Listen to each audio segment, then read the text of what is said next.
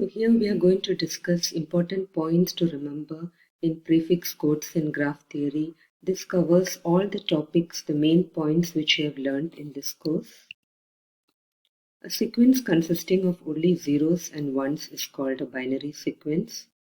So if P is a set of binary sequences, P is called a prefix code if no sequence of P is the prefix of any other sequence in P.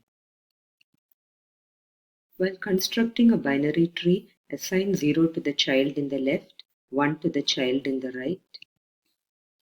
If we assign a set of n positive integers, w1, w2, wn, where each are in ascending order to the n leaves of a binary tree, we get a complete weighted binary tree.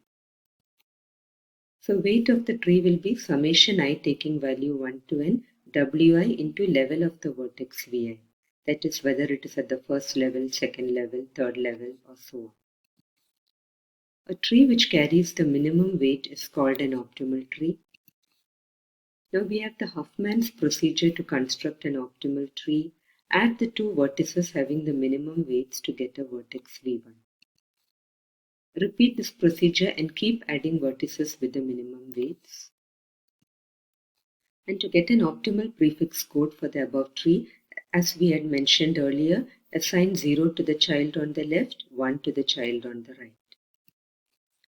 While calculating the optimal prefix code for a word, weight of any letter is the number of times it occurs in that word. For example, in calculus, C occurs 2 times, so weight of C is 2.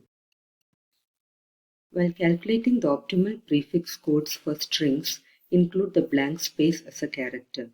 So if there are 2 blank spaces, weight of that blank space is 2. Thank you, and I hope you have enjoyed watching this course as much as I have enjoyed putting it together for you.